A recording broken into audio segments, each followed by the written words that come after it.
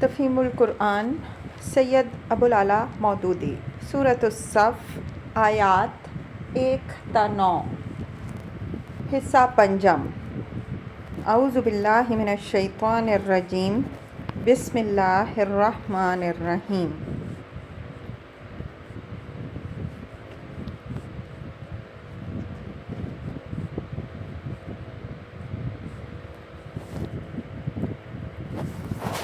دوسرے شعبے کا جواب یہ ہے کہ برناباس کا جو اطالوی ترجمہ اس وقت دنیا میں موجود ہے اس کے اندر تو حضور صلی اللہ علیہ وآلہ وسلم کا نام بے شک محمد لکھا ہوا ہے، مگر یہ کسی کو بھی معلوم نہیں ہے کہ یہ کتاب کن کن زبانوں سے ترجمہ در ترجمہ ہوتی ہوئی اطالوی زبان میں پہنچی ہے۔ ظاہر ہے کہ اصل انجیل برناباس سریانی زبان میں ہوگی، کیونکہ وہ حضرت عیسیٰ علیہ السلام اور ان کے ساتھیوں کی زبان تھی۔ اگر وہ اصل کتاب دستیاب ہوتی تو دیکھا جا سکتا تھا کہ اس میں حضرت صلی اللہ علیہ وآلہ وسلم کا اسم گرامی کیا لکھا گیا ہے۔ اب جو کچھ قیاس کیا جا سکتا ہے وہ یہ ہے کہ اصل میں تو حضرت عیسیٰ علیہ السلام نے لفظ منحمنہ استعمال کیا ہوگا، جیسا کہ ہم ابن اسحاق کے دیے ہوئے انجیل یوحنا کے حوالے سے بتا چکے ہیں۔ پھر مختلف مترجموں نے اپنی اپنی زبانوں میں اس کے ترجمے کر دیے ہوں گے۔ اس کے بعد غالباً کسی مترجم نے یہ دیکھ کر کہ پیشن گوئی میں آنے والے کا جو نام بتایا گیا ہے وہ بالکل لفظ محمد کا ہم معنی ہے، آپ صلی اللہ علیہ وآلہ وسلم کا یہی اسم گرامی لکھ دیا ہوگا۔ اس لیے صرف اس نام کی تصریح یہ شبہ پیدا کر دینے کے لیے ہرگز کافی نہیں کہ پوری انجیل برناباس کسی مسلمان نے جعلی تصنیف کر دی ہے۔ تیسرے شبہے کا جواب یہ ہے کہ لفظ مسیح در حقیقت ایک اسرائیلی اصطلاح ہے، جسے قرآن مجید میں مخصوص طور پر حضرت عیسیٰ علیہ السلام کے لیے صرف اس بنا پر استعمال کیا گیا ہے کہ یہودی ان کے مسیح ہونے کا انکار کرتے تھے، ورنہ یہ نہ قرآن کی اصطلاح ہے، نہ قرآن میں کہیں اس کو اسرائیلی اصطلاح کے معنوں میں استعمال کیا گیا ہے۔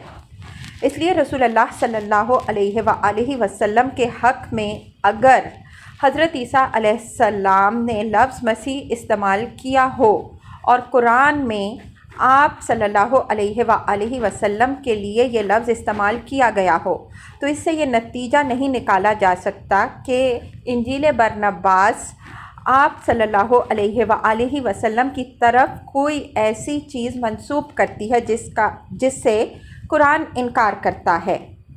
دراصل بنی اسرائیل کے ہاں قدیم طریقہ یہ تھا کہ کسی چیز یا کسی شخص کو جب کسی مقدس مقصد کے لیے مختص کیا جاتا تھا تو اس چیز پر یا اس شخص پر سر پر تیل مل کر اسے تبرک کنسیکریٹ کر دیا جاتا تھا۔ عبرانی زبان میں تیل ملنے کے اس فعل کو مسح کہتے ہیں، اور جس پر ملا جاتا ہے اسے مسیح کہا جاتا ہے۔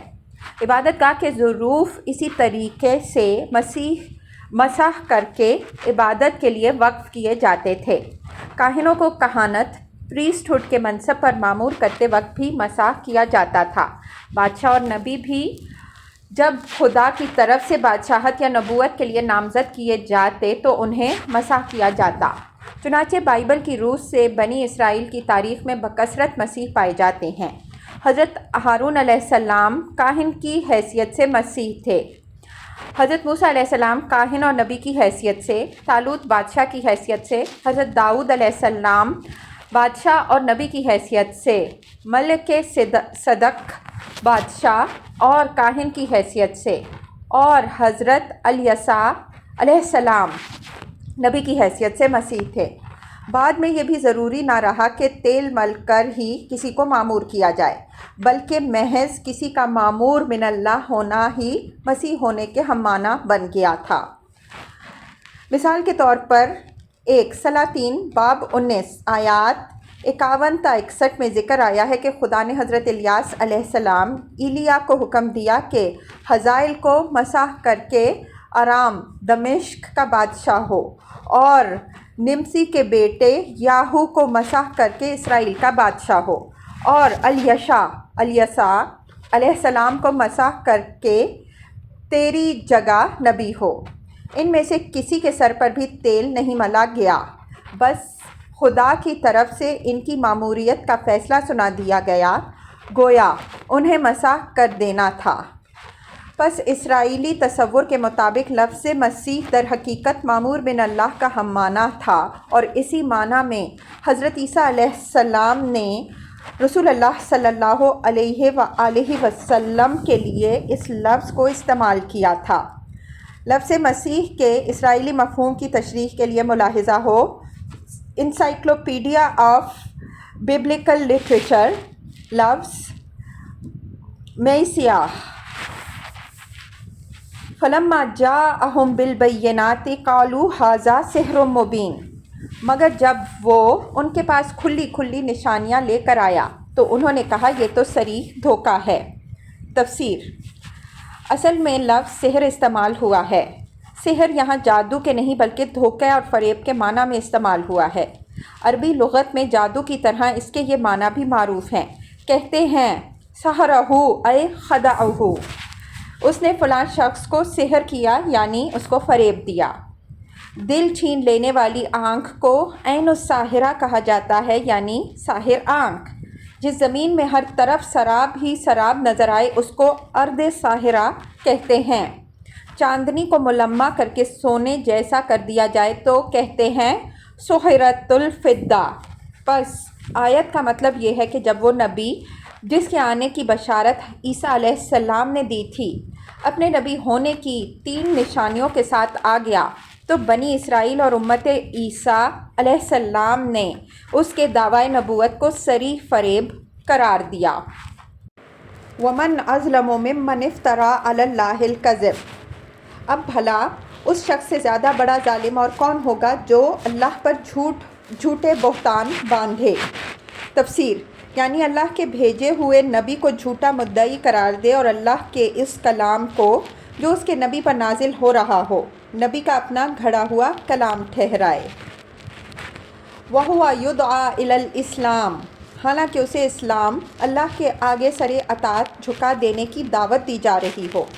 تفسیر: یعنی اول تو سچے نبی کو جھوٹا مدعی کہنا ہی بجائے خود کچھ کم ظلم نہیں ہے، کجا کہ اس پر مزید ظلم یہ کیا جائے کہ بلانے والا تو خدا کی بندگی اور اطاعت کی طرف بلا رہا ہو اور سننے والا جواب میں اسے گالیاں دے اور اس کی دعوت کو زک دینے کے لیے جھوٹ اور بہتان اور افترا پردازیوں کے ہتھ کنڈے استعمال کرے۔ واللہ لا یہدی القوم الظالمین، ایسے ظالموں کو اللہ ہدایت نہیں دیا کرتا۔ یریدون لیطفئوا نور اللہ بافواہہم، یہ لوگ اپنے منہ کی پھونکوں سے اللہ کے نور کو بجھانا چاہتے ہیں۔ واللہ متم نورہ ولو کرہ الکافرون، اور اللہ کا فیصلہ یہ ہے کہ وہ اپنے نور کو پورا پھیلا کر رہے گا، خواہ کافروں کو یہ کتنا ہی ناگوار ہو۔ تفسیر: یہ بات نگاہ میں رہے کہ یہ آیات سن 3 ہجری میں جنگ احد کے بعد نازل ہوئی تھیں، جبکہ اسلام صرف شہر مدینہ تک محدود تھا۔ مسلمانوں کی تعداد چند ہزار سے زیادہ نہ تھی اور سارا عرب اس دین کو مٹا دینے پر تلا ہوا تھا۔ احد کے معرکے میں جو زک مسلمانوں کو پہنچی تھی اس کی وجہ سے ان اور گرد و نواح کے قبائل ان پر شیر ہو گئے تھے۔ ان حالات میں فرمایا گیا کہ اللہ کا یہ نور کسی کے بجھائے بجھ نہ سکے گا بلکہ پوری طرح روشن ہو کر اور دنیا بھر میں پھیل کر رہے گا۔ یہ ایک صریح پیشن گوئی ہے جو حرف بحرف صحیح ثابت ہوئی۔ اللہ کے سوا اس وقت اور کون یہ جان سکتا تھا کہ اسلام کا مستقبل کیا ہے؟ انسانی نگاہیں ہیں تو اس وقت یہ دیکھ رہی تھیں کہ یہ ایک ٹمٹماتا ہوا چراغ ہے جسے بجھا دینے کے لیے بڑے زور کی آندھیاں چل رہی ہیں۔ هو الذی ارسل رسولہ بالہدی ودین الحق لیظہرہ علی الدین کلہ، وہی تو ہے جس نے اپنے رسول صلی اللہ علیہ وآلہ وسلم کو ہدایت اور دین حق کے ساتھ بھیجا ہے تاکہ اسے پورے کے پورے دین پر غالب کر دے۔ وَلَوْ كَرِهَ الْمُشْرِكُونَ، خواہ مشرکین کو یہ کتنا ہی ناگوار ہو۔ تفسیر: مشرکین کو ناگوار ہو، یعنی ان لوگوں کو جو اللہ کی بندگی کے ساتھ دوسروں کی بندگیاں ملاتے ہیں اور اللہ کے دین میں دوسرے دینوں کی آمیزش کرتے ہیں، جو اس بات پر راضی نہیں ہیں کہ پورا کا پورا نظام زندگی صرف ایک خدا کی اطاعت اور ہدایت پر قائم ہو، جنہیں اس بات پر اصرار ہے کہ جس معبود کی چاہیں گے بندگی کریں گے اور جن فلسفوں اور نظریات پر چاہیں گے اپنے عقائد و اخلاق اور تہذیب و تمدن کی بنیاد رکھیں گے۔ ایسے لوگوں کے علی الرغم یہ فرمایا جا رہا ہے کہ اللہ کا رسول ان کے ساتھ مصالحت کرنے کے لیے نہیں بھیجا گیا ہے، بلکہ اس لیے بھیجا گیا ہے کہ جو ہدایت اور دین حق وہ اللہ کی طرف سے لایا ہے اسے پورے دین یعنی نظام زندگی کے ہر شعبے پر غالب کر دے۔ یہ کام اسے بہرحال کر کے رہنا ہے، کافر اور مشرک مان لے تو اور نہ مانے تو، اور مزاحمت میں ایڑی چوٹی کا زور لگا دے تو، رسول اللہ صلی اللہ علیہ وآلہ وسلم کا یہ مشن ہر حالت میں پورا ہو کر رہے گا۔ یہ اعلان اس سے پہلے قرآن میں 2 جگہ ہو چکا ہے، ایک سورہ توبہ آیت 33 میں، دوسرے سورہ فتح آیت 28 میں۔ اب تیسری مرتبہ اسے یہاں دہرایا جا رہا ہے۔ مزید تشریح کے لیے ملاحظہ ہو تفہیم القرآن جلد 2، سورہ توبہ حاشیہ 32، جلد 5، سورہ فتح حاشیہ 51۔